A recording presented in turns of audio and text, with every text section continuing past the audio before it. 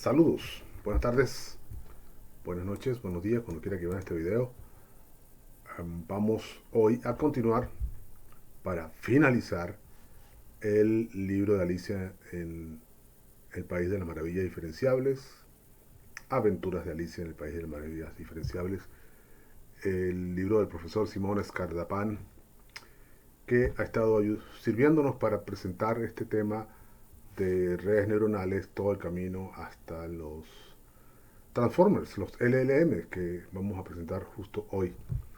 Eh, Les explico que les había propuesto leer el capítulo 6 también, pero luego de revisarlo de nuevo con más cuidado, me doy cuenta de que nos empuja a caer en la trampa de los detalles muy temprano.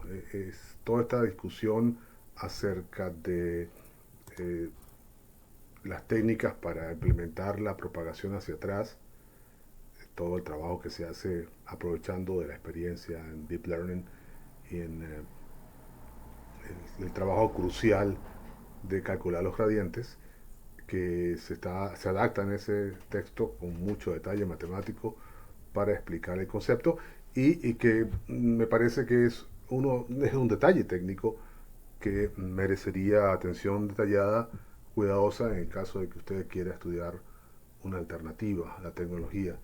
Recuerden que lo que está tratando de hacer es eh, crear un proceso, un procedimiento por medio del cual se haga el ajuste correspondiente a los pesos.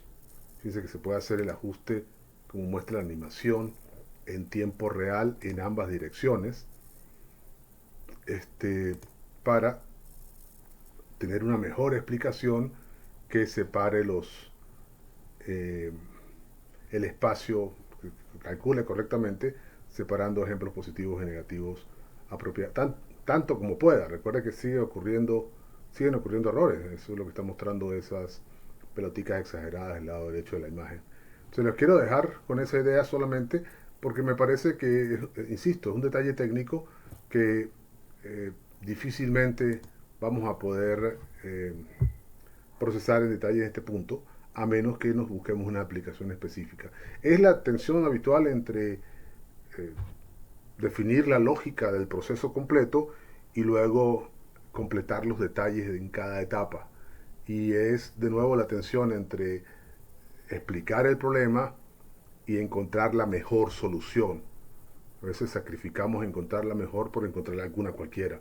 Primero entender cómo se consiguen las soluciones antes de buscar esta es mejor que aquella, ¿no? Esa tensión siempre está presente en los trabajos de ingeniería, ustedes lo saben, y bueno, en el caso del profesor, pues claudicó porque su afán de explicar todo con la supermatemática que lo acompaña. No es una crítica, es solamente una advertencia para que aprendamos a navegar estos contenidos escapando de los detalles que podrían ser irrelevantes en algún momento, aunque sean relevantes en otros. Así que voy a saltar directamente al capítulo 10 para presentar el tema de los modelos Transformer eh, y con eso cerrar el curso. Terminemos acá. El capítulo 11 explica cómo llevar eso a la práctica, así que se los dejo de tarea, por supuesto. Seguramente van a continuar con la lectura. El libro es apasionante y puede ser muy útil si uno tiene que explorar una solución particular o escoger.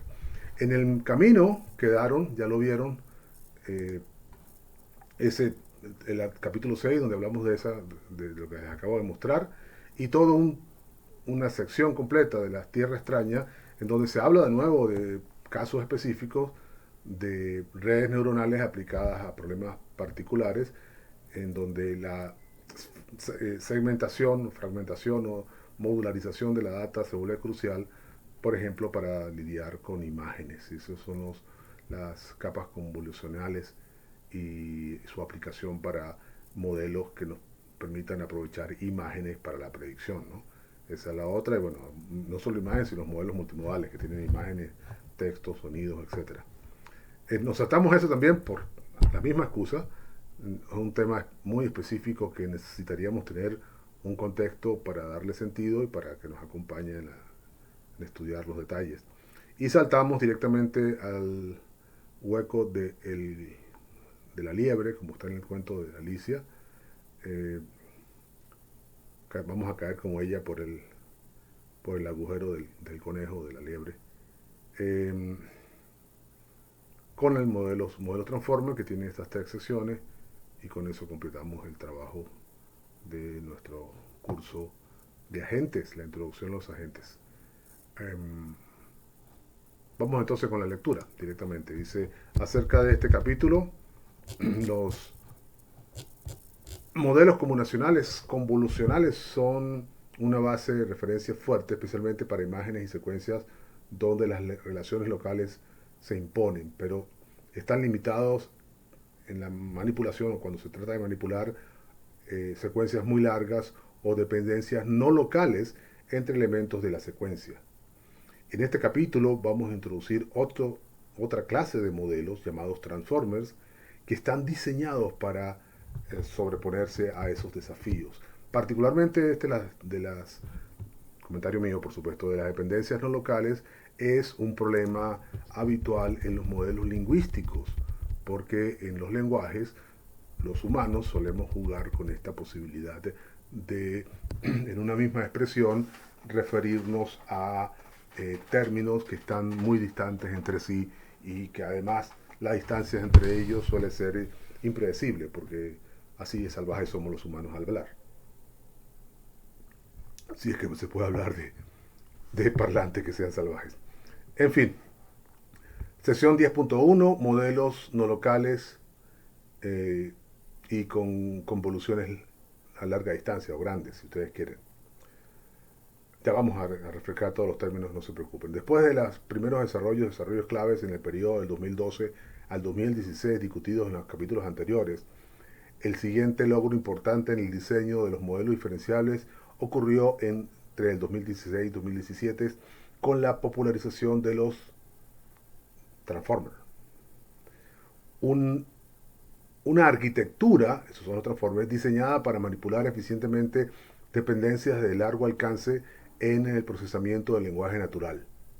Debido a sus fuertes leyes de escalamiento, esta arquitectura fue entonces extendida a otros tipos de datos, de imágenes, series de tiempo y grafos.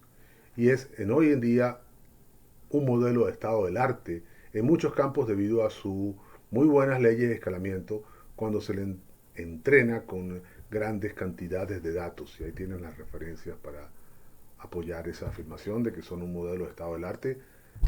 Vamos a ver que se le sigue mejorando, pero hay una especie de creencia que en algunos casos es fanática, hay que decirlo, en que no hace falta otra cosa que un transforme para inteligencia artificial. Eso es lo que está ocurriendo. Como veremos, es un aspecto interesante de los transformers, es un desajuste de coupling entre el tipo de dato a través del uso de las tokenizer apropiados y la arquitectura. No quiere decir que se le pueda aplicar a más de un tipo de datos, ¿no?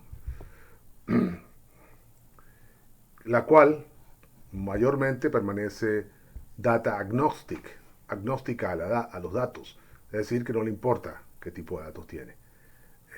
Mayormente, the most part, no se la crean completa. Esto abre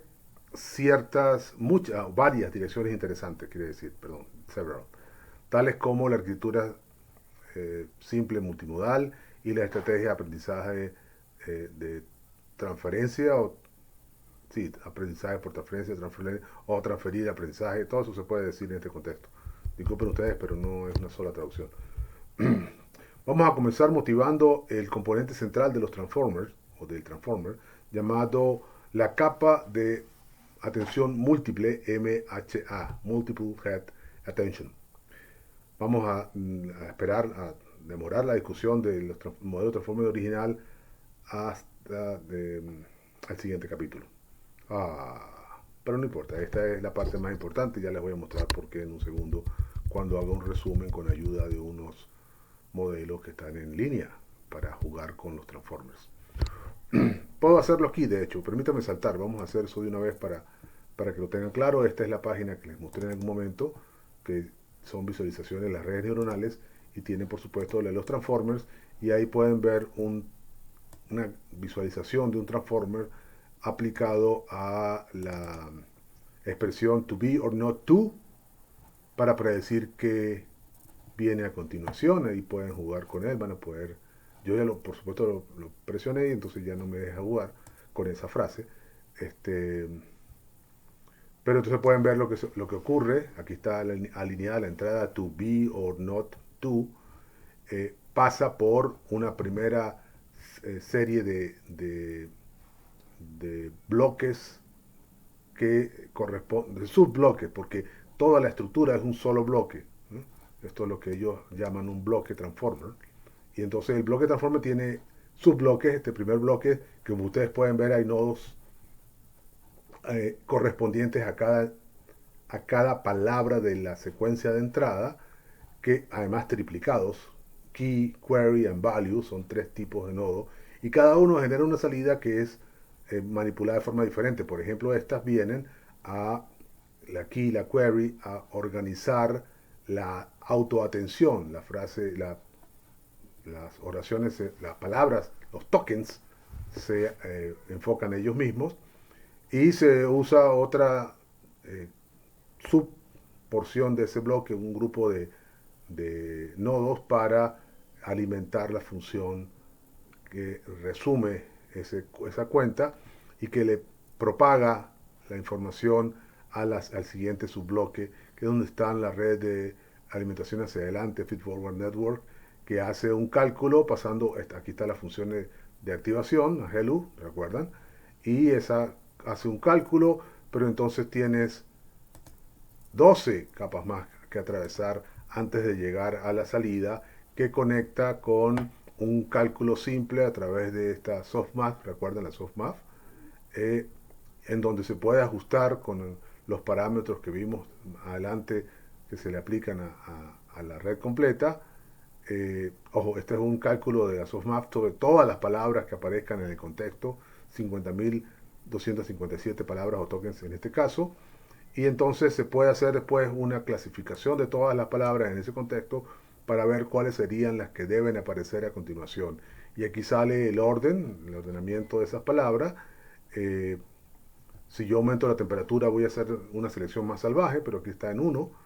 Y si tomo los K al tope de ellos, tenemos 2 en la lista, pero vemos claramente que B, la palabra B, o el token B, continuando la secuencia to be or not to, perdón, tiene un 82% de probabilidades y se sobrepone por mucho frente a las otras alternativas, y por tanto es la sugerida para continuar la expresión.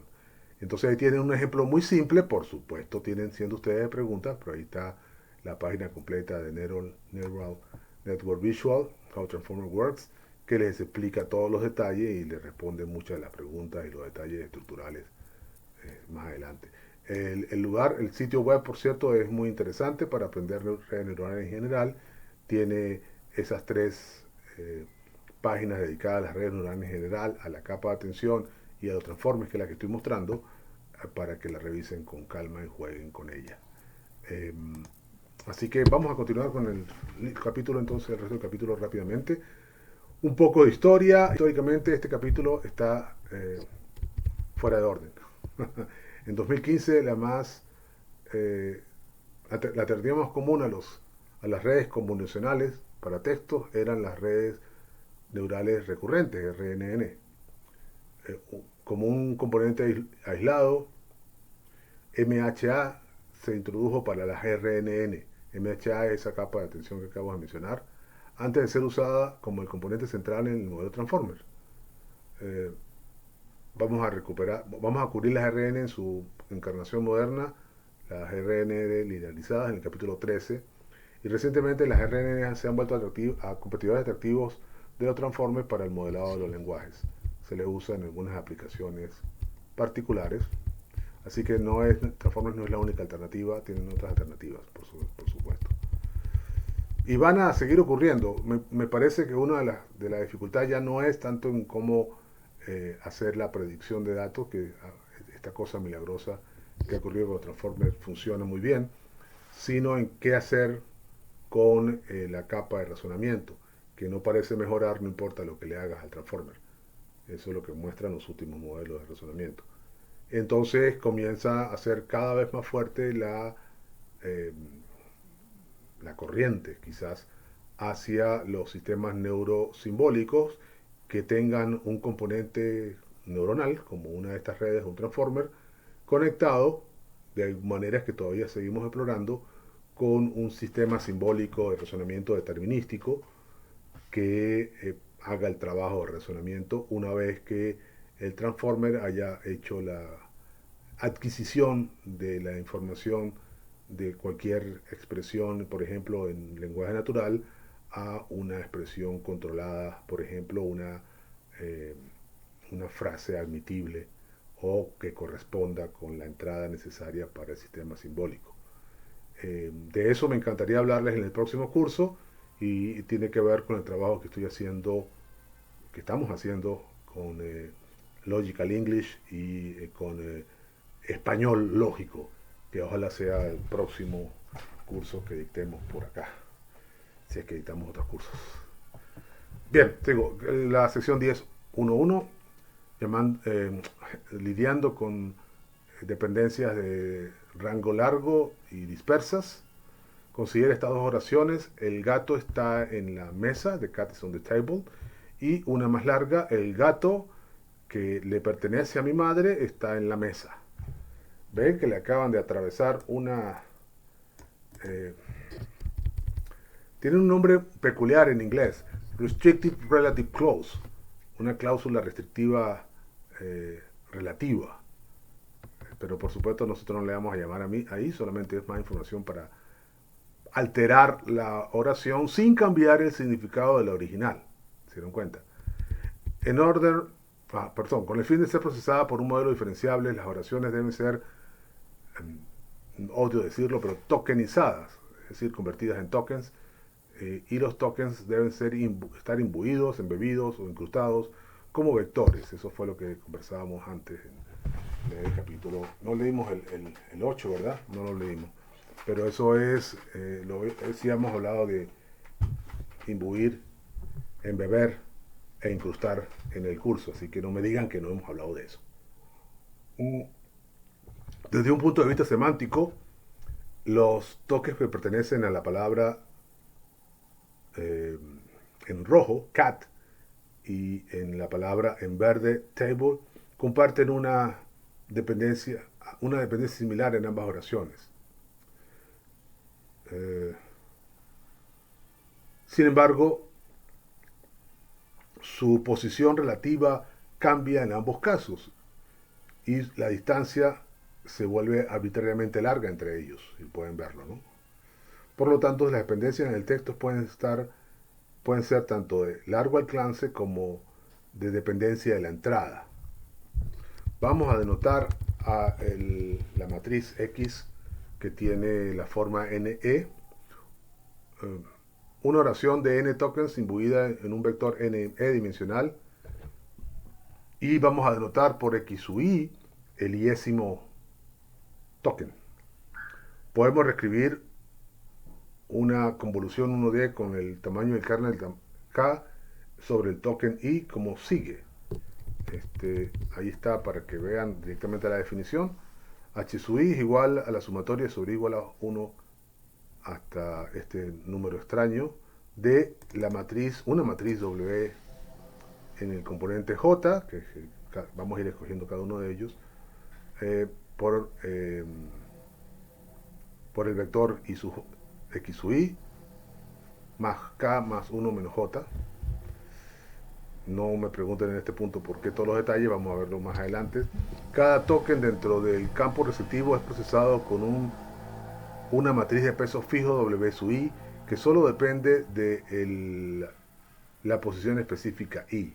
Offset es la posición, la dirección dentro de la secuencia, es decir, la posición. Modelar las dependencias de largo alcance dentro de las capas requiere incrementar el campo receptivo de la capa, aumentando el número de parámetros linealmente en el campo receptivo.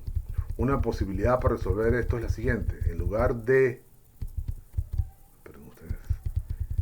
aprender explícitamente las matrices W1 hasta W2, etcétera, podemos definirlas implícitamente definiendo un bloque neural separado, G sub I, que va de R a R a la E por E, de salidas de todas las matrices peso basadas en la posición relativa a I.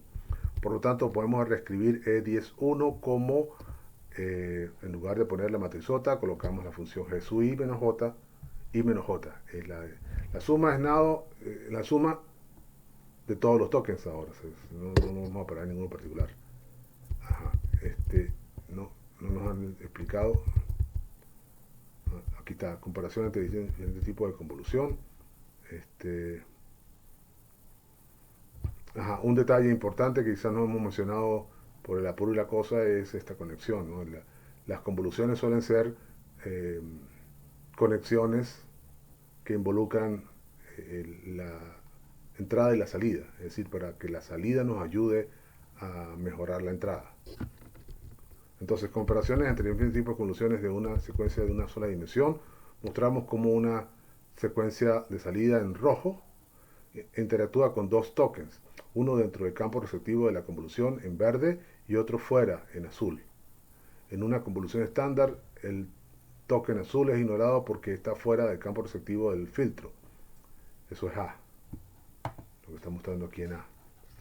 Para una convolución continua, ambos tokens son considerados y la matriz de peso resultante, las matrices de peso resultantes son dadas por G de menos 1 y G2 respectivamente, las posiciones respecto a la posición del token de salida. Es decir, hay un alineamiento de entrada-salida que nos permite hablar de las relaciones refiriéndonos a la posición dentro de la secuencia 1D. En el caso no local, las matrices de peso dependen de la comparación par a par entre los tokens en sí mismos. Y entonces aquí la cosa va a depender de que yo estoy hablando de cada par de ellos, no importa cuántos elementos tengan de por medio.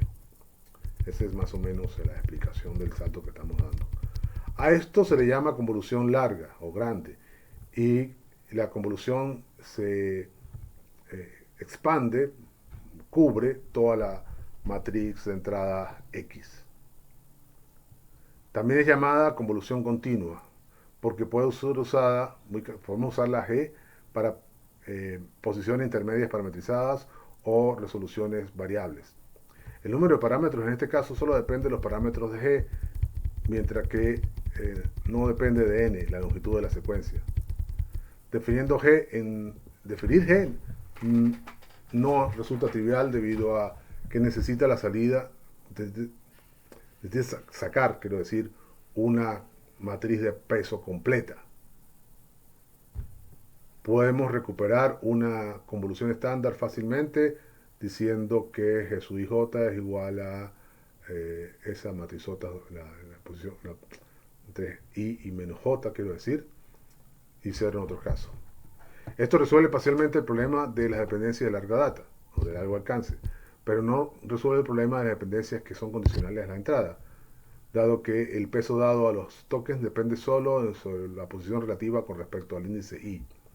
Sin embargo, esta formulación proporciona una manera simple de resolver este problema, dejando la función entrenada G depender del contexto de los tokens en lugar de sus posiciones.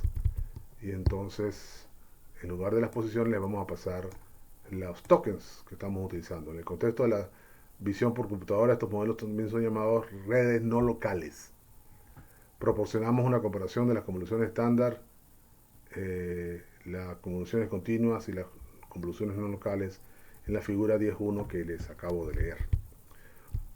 No se preocupen por los detalles, yo voy a insistir en que no debemos dejarnos atrapar por los detalles, a menos que tengamos un propósito que nos acompañe a recorrer todo el concepto hasta su implementación.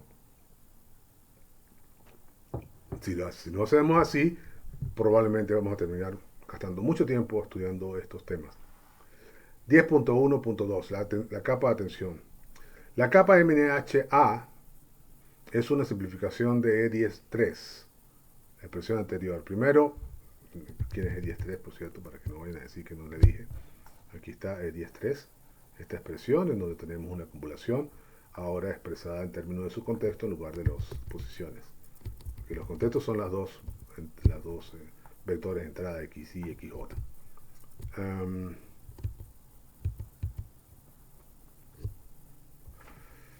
Entonces, primero trabajar con funciones que tienen salidas matriciales es difícil. Así que nos vamos a restringir a la capa que trabaja con pesos escalares. En particular, una simple medida de similaridad entre tokens es su producto punto. Su producto interno, perdón. El producto interno es esta, ¿recuerdan? Los dos contextos, x sub i transpuesta, acostada, por el x sub i j, el j de pie, nos da, al hacer la multiplicación del producto punto, un escalar. Como veremos, esto resulta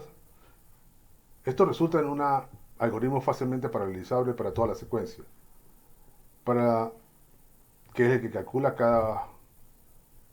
Sí, hay un valor que se calcula a partir de cada uno de ellos, pero entre cada par, así que puedo hacerlo simultáneamente entre cada par de ellos. Pues. En lo siguiente consideramos una versión normalizada del producto punto. Normalizada porque le atacamos este factor al comienzo. Esto puede ser motivado como sigue. Si asumimos que x sub i se distribuye normalmente con media cero y la desviación esa rara que está ahí, la varianza de cada elemento es sigma a la cuarta. Por lo tanto, los elementos pueden crecer fácilmente muy grandes en magnitud, pueden crecer mucho. El factor de escala asegura que la varianza del producto punto permanece acotada por sigma cuadrado.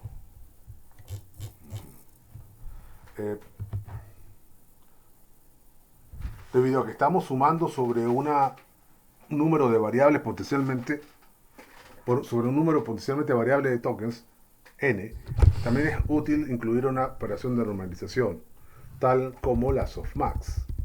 ¿Recuerdan la función softmax que hemos visto antes? Entonces ahí está una acumulación completa que pasa la expresión que teníamos antes de g de x sub i, xj, por la softmax y luego le aplica xj a la salida y con eso calcula la convolución h sub i. En este contexto nos referimos a g de dos posiciones, de dos entradas, como la función de conteo de atención, función de cálculo de la atención. Es decir, es como si estuviésemos asociándole un puntaje a la atención. Y esta salida a la softmax, esas salidas a la softmax son conocidas como los puntajes de atención. ¿Qué atención hay entre estas dos entradas? ¿Ven a dónde vamos? ¿Qué tan asociadas están entre ellas? ¿Qué relación hay? Y claro, es una relación entre dos tokens en una expresión particular, que puede cambiar entre esos mismos dos tokens en una expresión diferente. ¿Ven cómo comienza la semántica a ponerse muy fluida en el mundo simbólico? Es genial eso. Debido a las propiedades de normalización de la softmax, podemos imaginar que cada token i tiene una cierta cantidad de atención que puede asignar a lo largo de a todos los otros tokens. Al incrementar el presupuesto sobre un token, la atención sobre los otros tokens va a disminuir necesariamente debido al denominador en la softmax. Es decir, que estamos como... Es una decisión asignarle más a unos, pero además está normalizada porque la softmax se encarga de que no se dispare el valor. Al estar normalizada se puede usar como puntaje para comparar unas con otras. Aquí hay un pie de página que nos están asociando para cuando mencionan la softmax. La notación softmax en E10.4 significa que estamos aplicando la normalización softmax al conjunto de estos valores.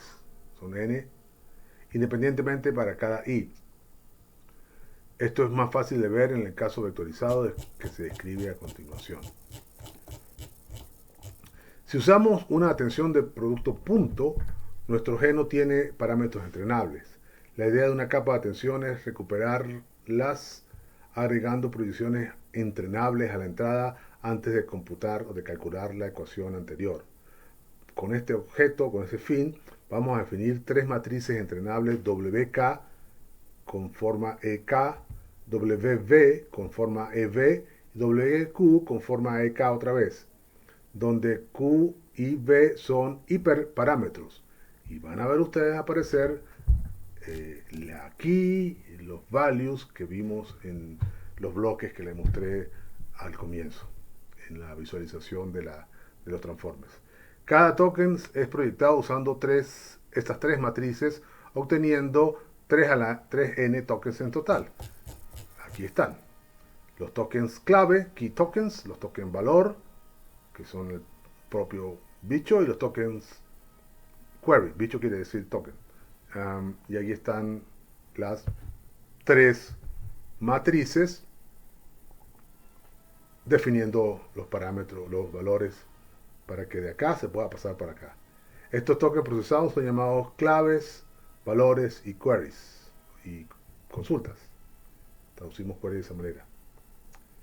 Puede ignorar la lección de terminología por ahora. Vamos a volver a este punto al final de la sección. ¿Por qué se les llama así?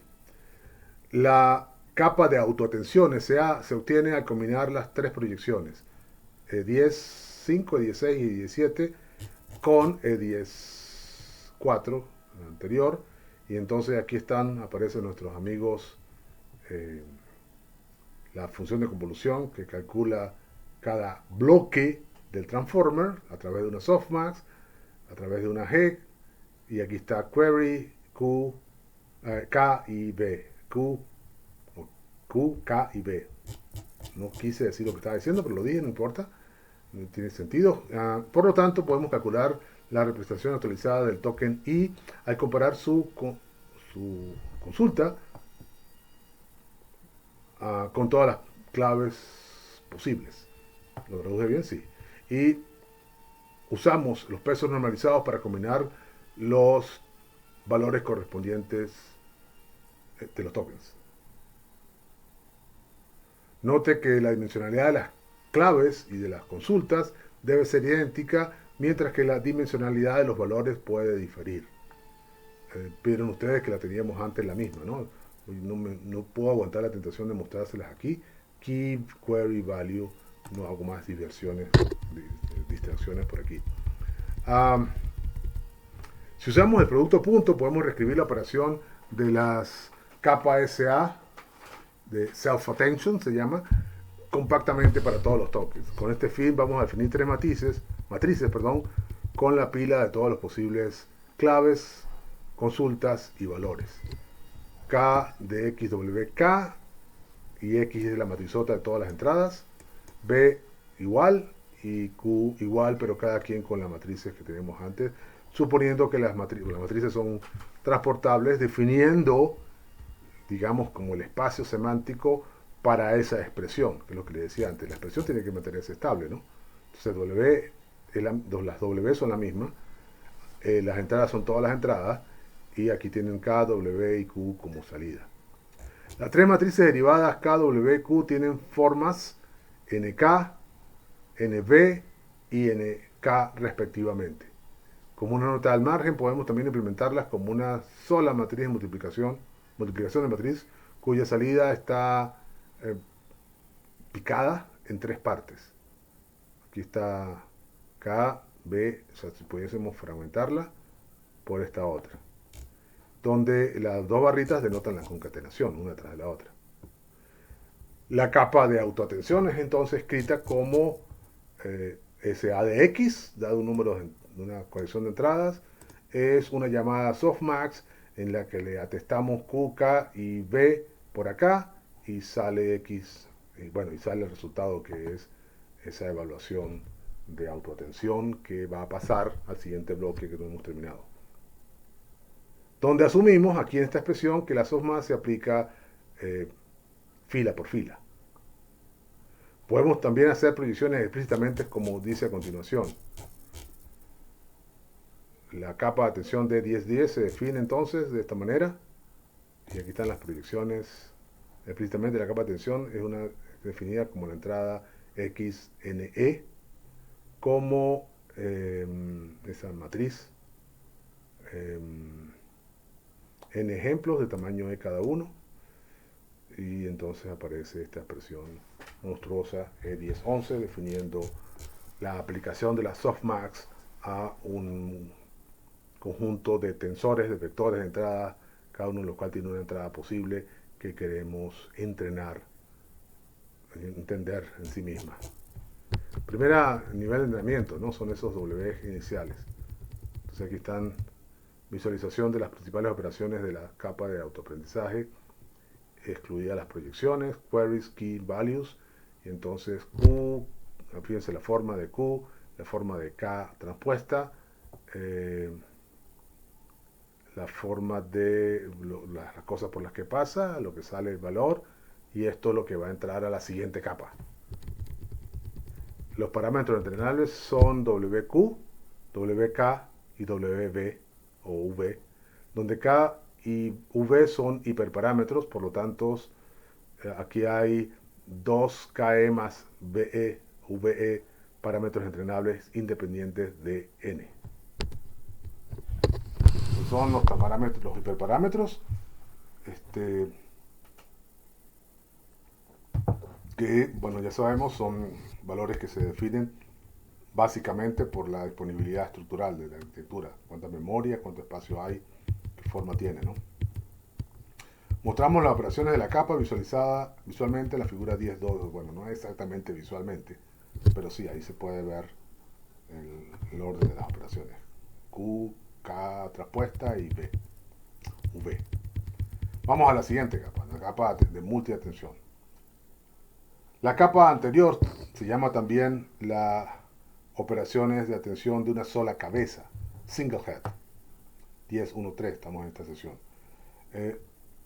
Le permite a las dependencias para par del modelo, o permite modelar las dependencias para par del modelo a lo largo de, a través de todos los tokens con alta flexibilidad.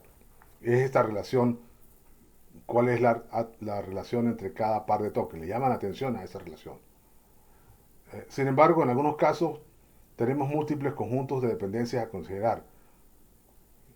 Tome por ejemplo este ejemplo.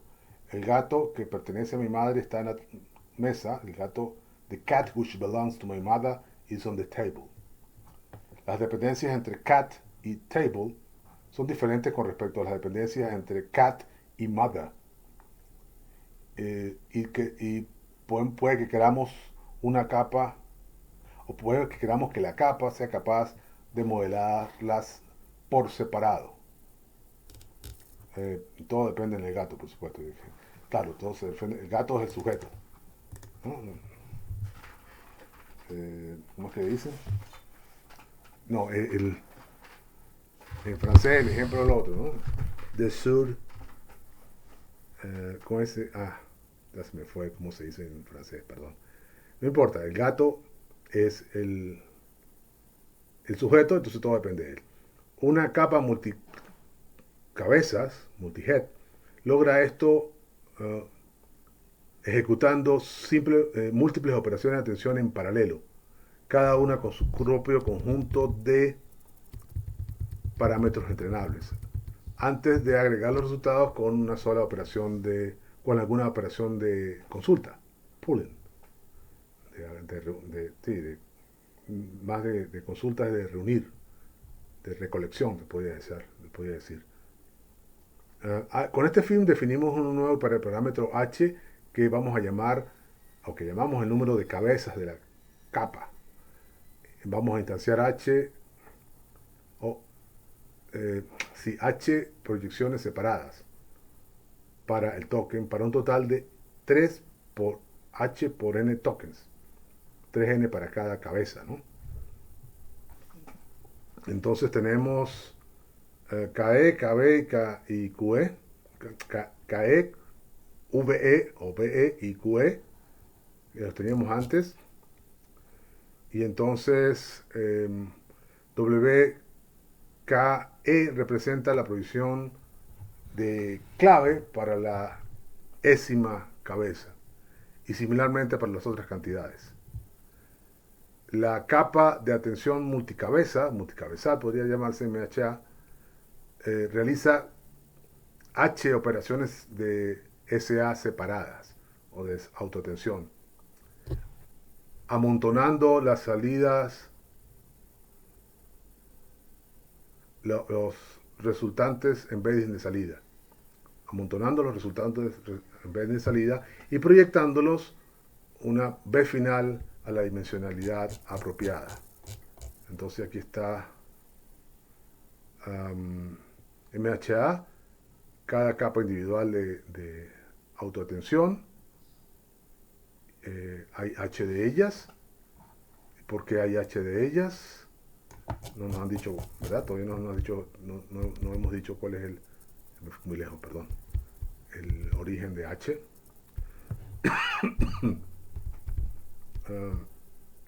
De todas las cabezas. Y ya lo vamos a ver. ¿Dónde? Aquí está. SA sub I es el valor softmax en cada una de las capas. Eso es lo que están diciendo simplemente. Ya sabemos que esto es la concatenación, así que lo que estamos viendo en E1015 es la representación de estos bloquecitos uno tras de otros. Aquí, por ejemplo, hay 12 bloques, lo que nos está diciendo que la cabeza, hay 12 cabezas y H es 12 en ese ejemplo, lo que nos está diciendo. Bien, cada operación SA devuelve una matriz con la forma NV.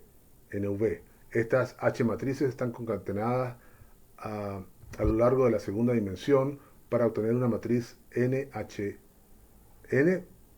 una dimensión, con la otra dimensión es HB, H por B, que entonces es proyectada con una matriz WO, donde O es un hiperparámetro adicional que permite la flexibilidad en la elección de la salida dimensionalmente, de la dimensionalidad de la salida, perdón. Que hay un bloque para explicar qué son las cabezas de los circuitos. Veremos en breve, que la capa MHA está siempre combinada con una conexión residual, la sección 9.4. En este caso podemos escribir su salida como el iésimo token de esta manera. La salida del iésimo, no, sí,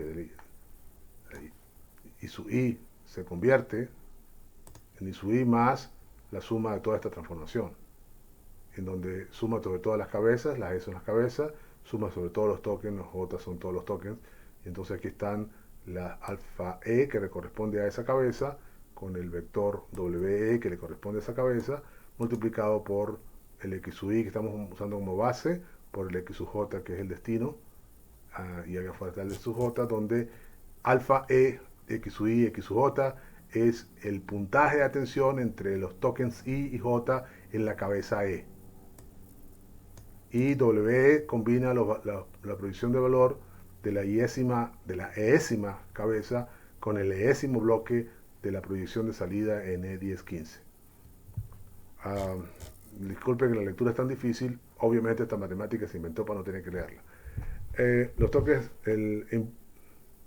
los imbuidos del token son algunas veces llamados el cauce residual del modelo. Por lo tanto, las cabezas pueden ser comprendidas como si estuviesen leyendo del cauce residual a través de la proyección por medio de WI en la selección vía los puntajes de atención. Y linealmente escribiendo de vuelta en ese cauce, un stream, es un cauce, un canal se puede llamar también, un canal residual. Este puede ser popularizado en el contexto A, que es el modelo. Este ejercicio de la lectura de qué es el cauce del canal residual.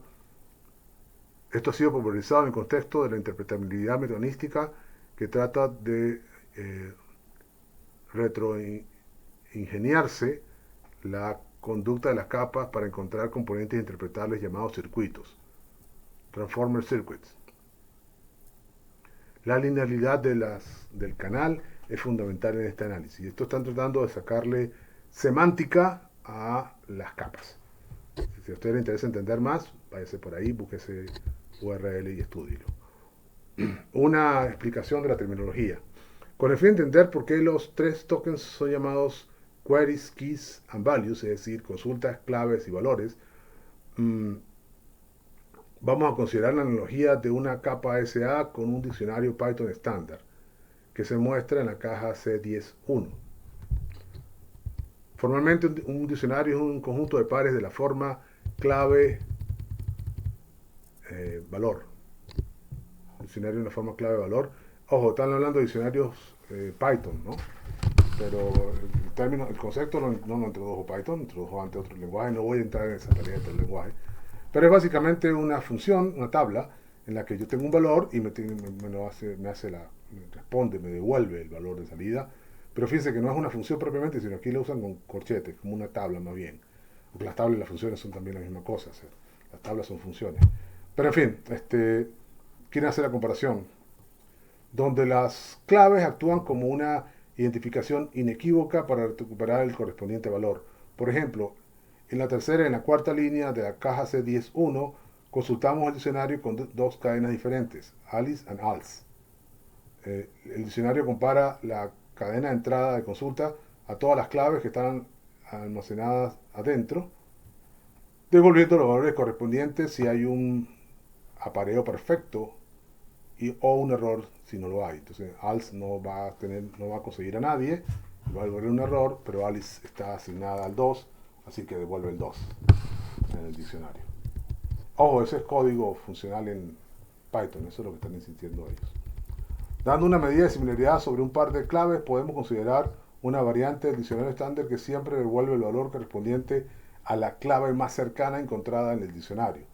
Si las claves, los consultas y los valores son vectores, esta variante de diccionario es equivalente a nuestras capas SA si reemplazamos la operación softmath con una argmax, por ejemplo, sobre los tokens, como se muestra en la figura 10.3. ¿La figura 10.3? ¿Dónde está la figura 3? ¿Dónde está más adelante? Esta variación dura de atención es difícil de implementar porque los gradientes de la operación argmax son ceros casi en todas partes. El máximo argumento es el más grande entre esto y 0, ¿no? ¿Se acuerdan? O entre esto y un número particular que no se puede derivar, entonces queda en 0, o se deriva a 0. Vamos a cubrir el muestreo discreto y la aproximación de la operación argmax con una relajación discreta del siguiente volumen. Lo van a cubrir ustedes, sí, lo leen por supuesto. Por lo tanto, podemos interpretar la capa SA como una aproximación suave, en la cual, o soft, floja, o sí, suave, prefiero traducir, en la cual cada token es actualizado con una combinación ponderada, pesada, de todos los valores basados en las similaridades clave consulta correspondiente. Así que una interpretación un poco fumada, pero funciona. Aquí está la que proponen como una atención dura. Salga de acá para acá, o sea que te haga esta traducción, y entonces como cancela algunos, te sale el rojo, verde, verde, algo así. Pero esa no es con argmax, y ya saben que argmax no funciona muy bien con estos principios de derivabilidad. 10.2. Embeddings disposicionales.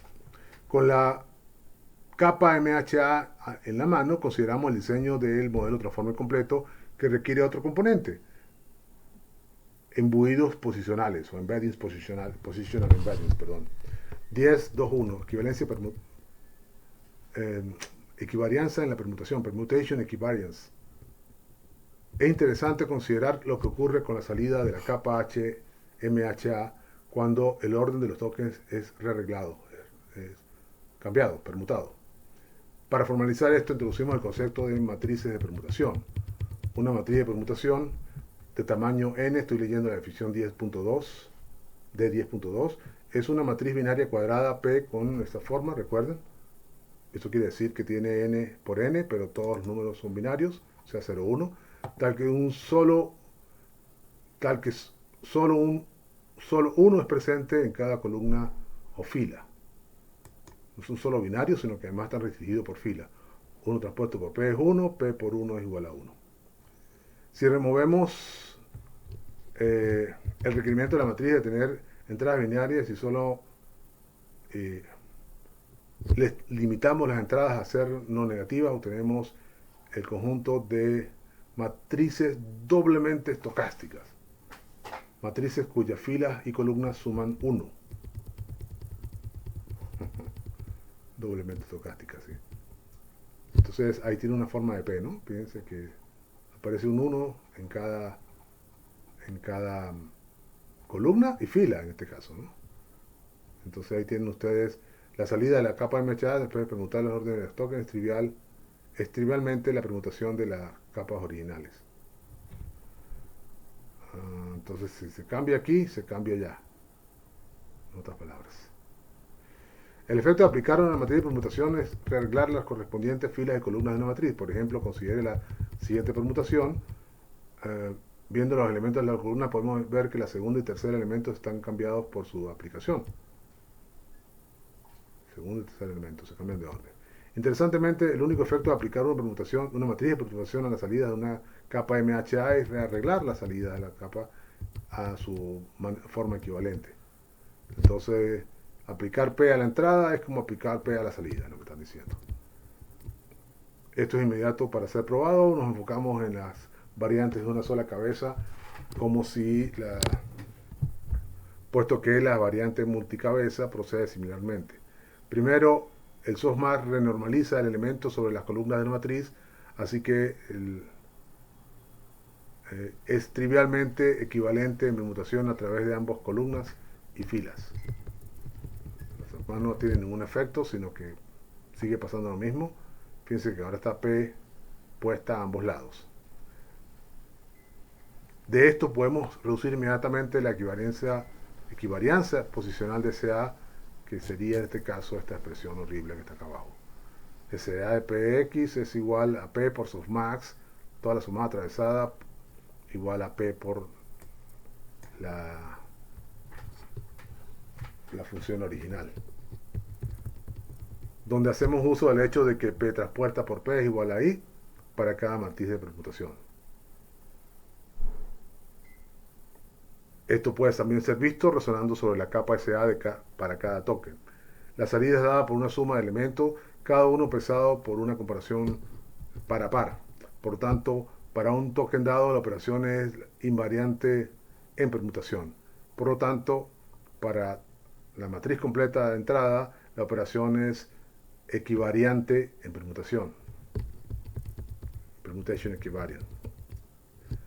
La equivarianza translacional era una propiedad deseable para la capa convolucional, pero la equivarianza de permutación es indeseable, al menos aquí, porque desecha el orden valioso de la secuencia de entrada.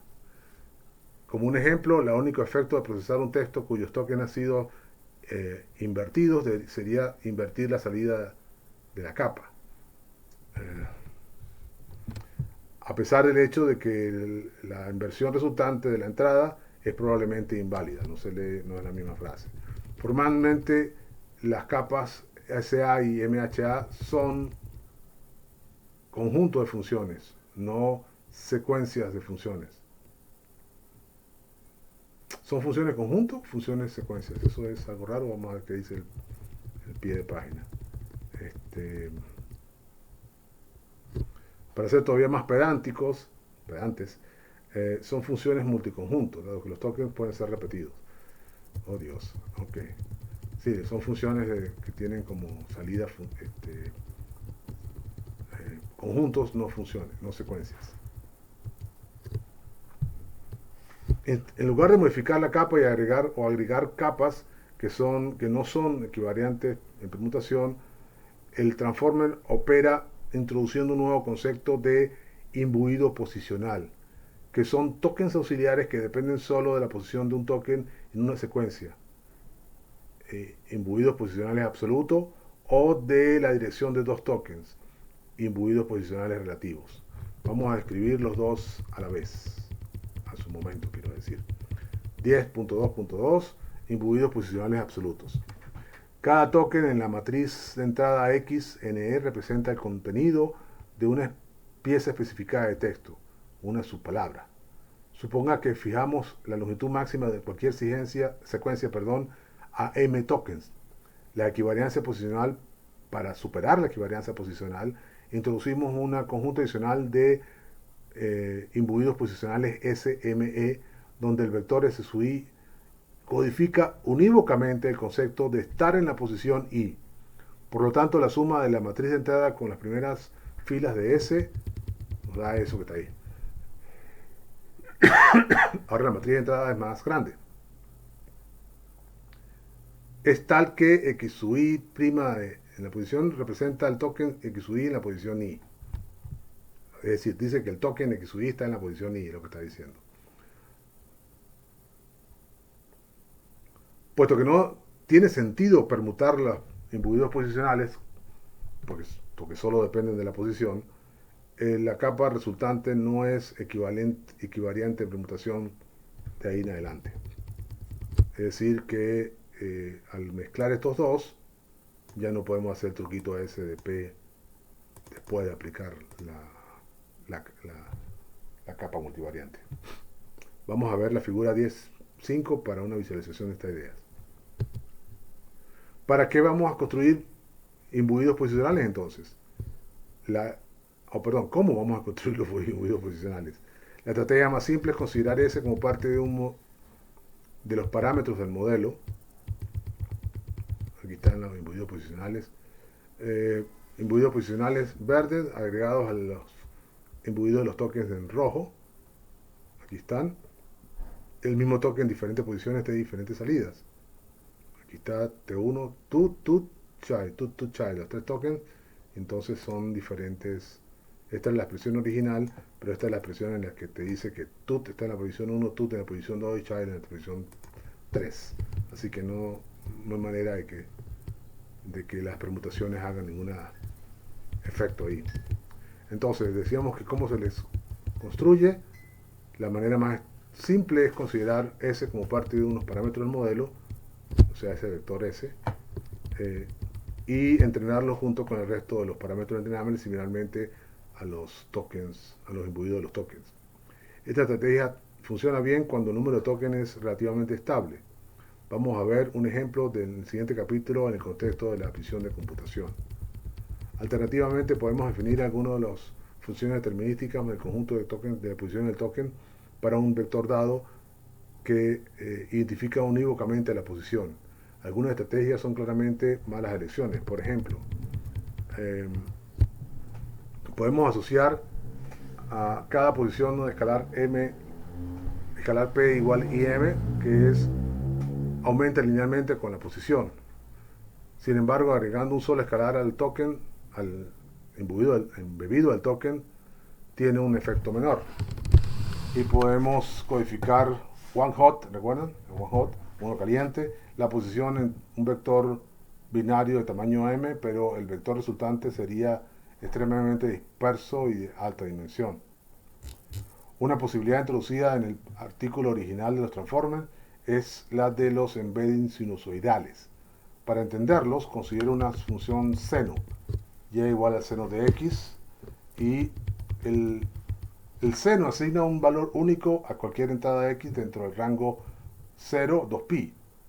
Podemos también variar la frecuencia del seno con y igual a seno de omega x, perdón. Este oscila más o menos rápidamente basado en la frecuencia omega y asigna un valor único a cualquier entrada en el rango 0, 2pi sobre omega.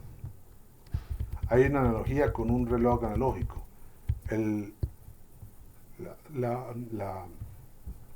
aguja del secundero completa una rotación completa con una frecuencia de 1 sobre 60 Hz, una vez cada minuto.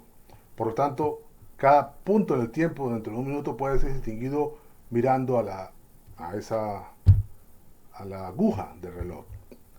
Pero dos instantes de tiempo en general pueden solo ser identificados respecto módulo 60 segundos. Es decir, más allá de los 60 segundos no podemos decir que son dos instantes de tiempo. Otra vez, a menos que hagamos el mapa más arriba, ¿no? Contra el minuto. Podemos superar esto en un reloj agregando una manilla separada, el minutero, que rota a una frecuencia mucho menor, de 1 sobre 360.000 Hz.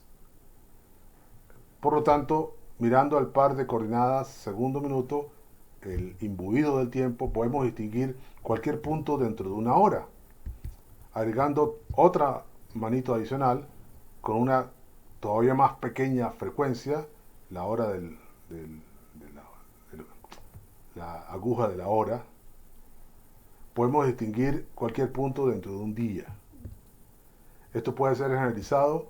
Podemos diseñar relojes con menores o mayores frecuencias para distinguir meses, años o milisegundos. Una estrategia similar puede ser aplicada aquí. Podemos distinguir cada posición y codificándola a través de una serie de senos, con como un hiperparámetro, de frecuencias incrementables. S sub i, en este caso, es el seno de omega 1 por i por el seno de omega 2 por i y así sucesivamente. En la práctica, la propuesta original de ese artículo en el que se presenta en otra forma en el 2017 usa solo entre dos frecuencias posibles, pero agrega tanto senos como cosenos. Esto es una fiesta muy grande. Aquí está la figura 10.6. Mostramos tres funciones seno con W en 0.1, W1 y W10. 0.1. No, esta sí, 0.1 debe ser, sí, 0.1, 1 y 10. Fíjense que aquí es larga la vuelta antes de que vuelva a caer, por eso se parece casi recta. Para un imbuido en la posición X igual a 6, se dan los correspondientes valores en rojo.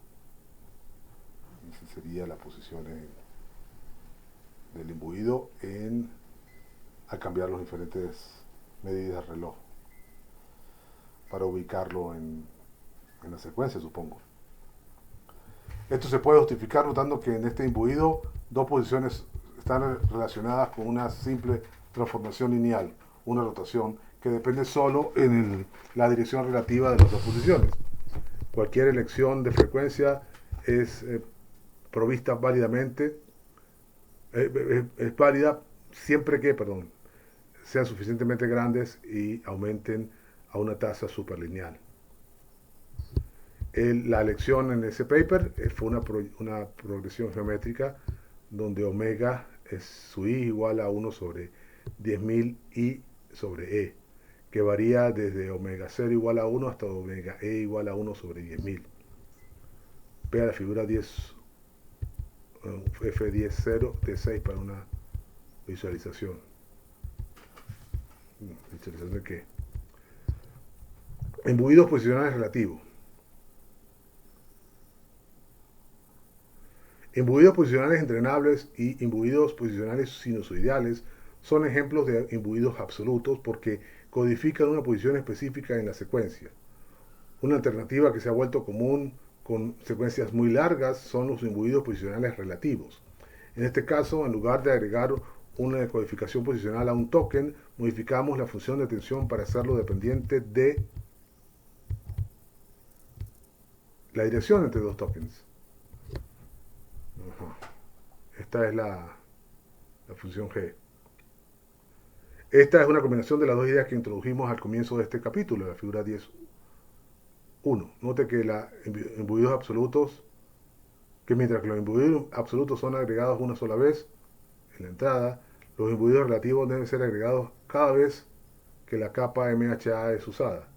Como un ejemplo, podemos agregar una sesgo entrenable de la matriz B, matriz B de sesgo entrenable, BMM, y reescribir el producto punto con el sesgo dependiente de la dirección. Producto punto, que era la definición de G, ahora tiene más B y J. Una variante más simple, la atención con sesgo lineal, ALIBB, se le llama, considera un escalar simple entrenable en cada cabeza que es multiplicado por una matriz de direcciones.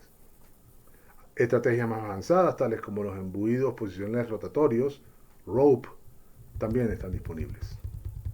Finalmente, construyendo el modelo Transformer. Como ustedes ven, este hombre tiene dificultades para separarse de los detalles que además son muy jugosos para la matemática subyacente, así que se le entiende por qué. Pero nosotros tenemos que resistirlos porque estamos tratando de leer el libro con la intención de entender en general el panorama de la tecnología. Ojalá, insisto, tengamos nosotros una necesidad particular que nos permita explorar los detalles particulares de la tecnología que consumen tiempo, como deben haber notado. Llevo un rato aquí hablando, pero puede terminar antes que el archivo sea demasiado grande. 10.3. Construyendo el modelo Transformer 10.3.1, el bloque Transformer y el modelo.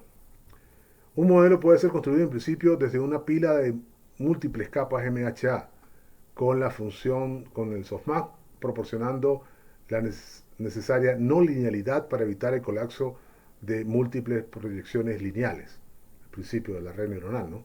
Empíricamente, sin embargo, se ha conseguido que el MHA funciona mejor cuando se le mezcla, se le entreteje, es la traducción de interleave, con un bloque completamente conectado que opera sobre un token independiente, sobre cada token independientemente. Estas dos operaciones pueden ser comprendidas como mezclar los tokens MHA y mezclar los canales MLP, similarmente a como ocurre en los modelos de convolución separable en profundidad. En particular, para el bloque MLP es común escoger una arquitectura de cuello de botella compuesta de dos capas completamente conectadas con esta forma. Ya vamos a leer la función, la figura.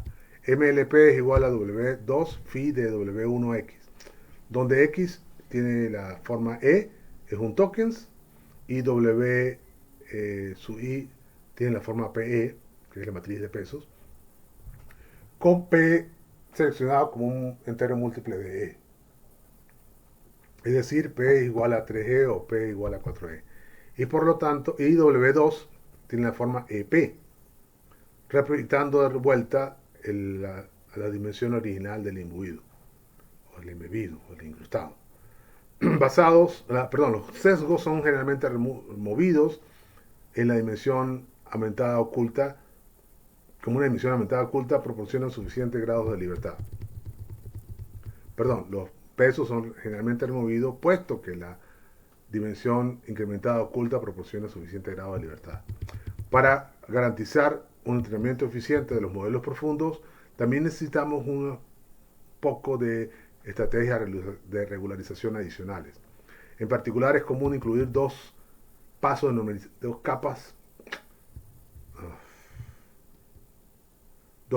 capas de normalización, no puede ser, y dos componentes residuales respectivamente para la MHA y los bloques MLP. Dependiendo de dónde se aplique la capa de normalización, obtenemos dos variantes del bloque básico transformer, algunas veces llamada como prenormalizada o postnormalizada, como se muestra en la figura 10.7. Esta no es la 7.7, esta es la 10.7, sí, aquí está. Ajá, aquí está, ya vamos a empezar a darle forma. Aquí están MIH, la entrada de MIH sale algo que va a la siguiente capa, aquí está el MLP, y entonces se comienza a componer de ahí para adelante. Y entonces aquí están los prenormalizados, y los postnormalizados es que, fíjense que está la capa de normalización LN, la que se está agregando antes de la MHA. Es simplemente un asunto de ordenar la estructura. Ajá. Aun cuando la versión postnormalizada corresponde al bloque transformer original, la variante prenormalizada se encuentra generalmente que es más estable y más rápida de entrenar. El diseño del bloque en la figura 10.7 es fundamentalmente una elección empírica y en muchas variantes ha sido propuesto y evaluado en la literatura. Esa es una de las cosas milagrosas, que probaron esta cosa y funciona mejor de una manera que la otra. Hemos revisado algunas de estas en la sección 11.3. Vamos a completar ahora la descripción de un modelo de transformer básico. Primero tokeniza y imbuir,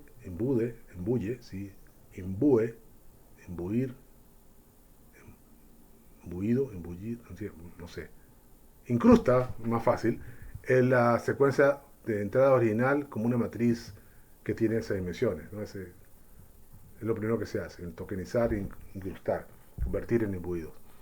Um, si está utilizando imbuidos posicionales absolutos, agregarlos a la matriz de entrada de una vez.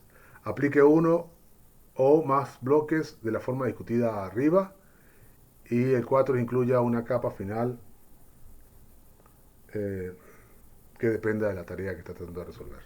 Está tratando de predecir una sola, un solo token, pues eso es un solo token lo que va a predecir, pero usted puede estar tratando de predecir más de uno, también lo hacen, más de un token de un solo golpe. Cómo continúa el texto, ¿no? Eso también se puede hacer. Entonces ahí está el modelo básicamente. Fíjense que comienza con ese ejercicio de incrustado. Entonces las incrustaciones, ese primer paso, es un subelemento de la arquitectura. Que se puede usar, por supuesto, para yo saber, por ejemplo, cuál es la representación de mi token dentro de mi expresión, dentro de dados los pesos entrenados en un modelo. La salida del paso 3 es un conjunto de tokens procesados, HDN3, donde ni N ni E son cambiados por el modelo Transformer. El anterior porque no tiene operaciones locales de cómo consultar conjuntos, ese es NN, y el último porque la conexión residual, debido a la conexión residual en el bloque, que es lo que viene a continuación. Considerando una tarea simple de clasificación, podemos aplicar una cabeza de clasificación al consultar sobre los tokens y proceder con un bloque completamente conectados. Entonces aquí está, por ejemplo, me imagino que estoy tratando de hacer es mostrar que puede haber un Y solito de salida si yo aplico, esa estructura que están viendo, todos los cabezales pasados por un MLP y luego el softmax que sale un valor. Esta parte es idéntica al diseño CNN de la red convolucional correspondiente. Sin embargo, el transformer tiene un número de propiedades interesantes, la mayoría de ellas proveniente del hecho de que manipula sus entradas como un multiconjunto, sin modificar su dimensionalidad a través de la arquitectura. La siguiente, vamos a investigar un ejemplo simple a continuación. 10.3.2. Clases token o tokens de clase y token de registro. Aunque hasta ahora hemos asumido que cada token corresponde a una parte de la secuencia de entrada, nada nos impide de agregar tokens adicionales a la entrada del transformer. Esto es estrictamente dependiente de su arquitectura específica. Una CNN, por ejemplo, requiere que sus entradas estén precisamente ordenadas. Y es ahora muy claro que podemos agregar tokens adicionales a una imagen o a una secuencia. Esta es una idea poderosa. Esta es una idea muy poderosa, y solo hemos considerado solo consideramos dos implementaciones aquí.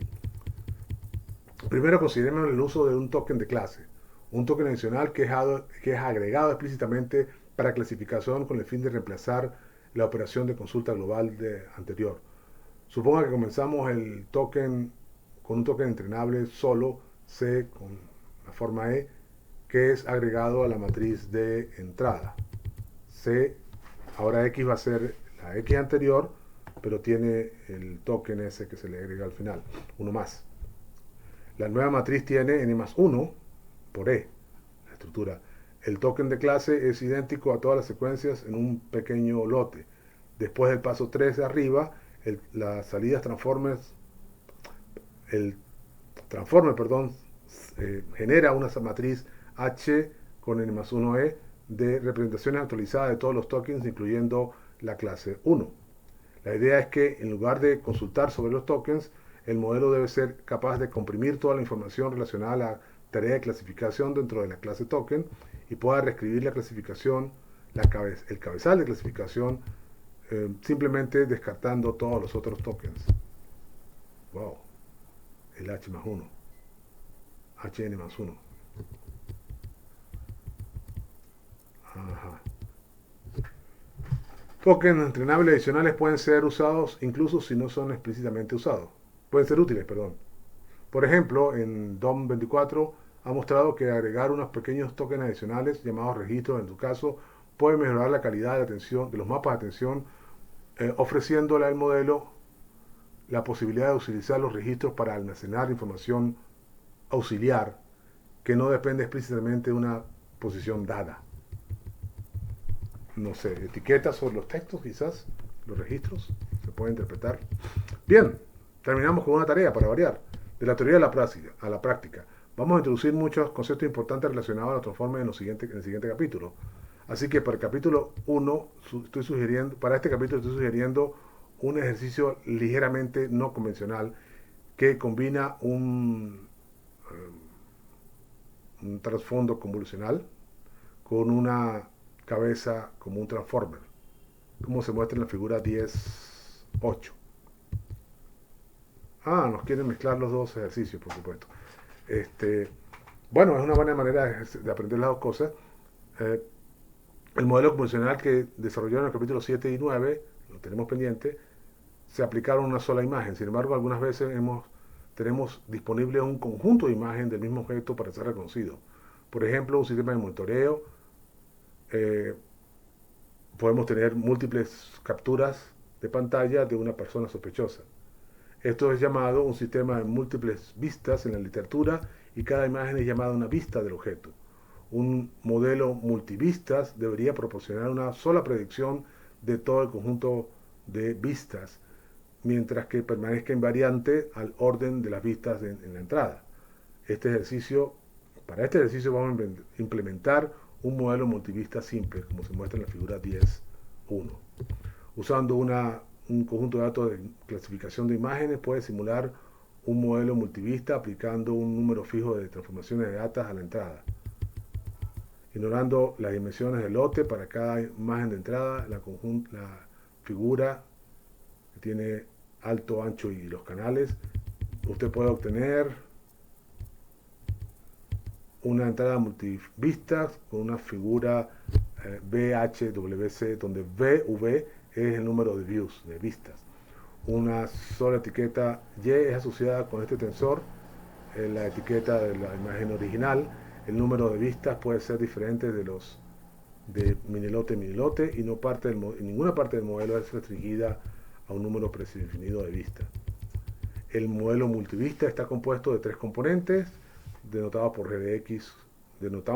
por GDX un modelo que procesa una simple vista de un imbuido de dimensión fija, por ejemplo. Esto puede ser cualquier trasfondo convolucional que usted haya entrenado del previo ejercicio anterior. Esta parte del modelo completo, la parte roja en la figura 10.8, aplica G en paralelo a todas las vistas. H sub i igual a G de X aproximadamente E, o sea, con la forma E quiero decir, donde es un hiperparámetro, el tamaño de la salida del trasfondo, la columna vertebral, backbone.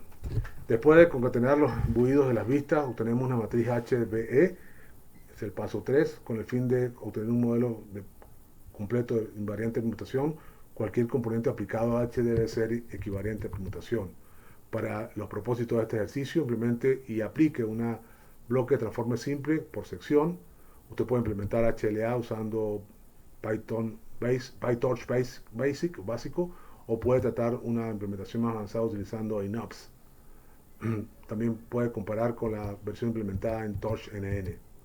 El bloque de transforme no modifica la forma de la salida, la forma en el shape, quiero decir. El modelo completo desarrolla un promedio sobre las vistas que representa el token en este escenario y aplica una cabeza de clasificación final. También puede implementar agregando una clase token. Es fácil mostrar que un modelo construido de esta manera es invariante de permutación con respecto a las vistas. Y esa es la tarea, básicamente. No les voy a mostrar la imagen, claro que sí, con eso podemos cerrar.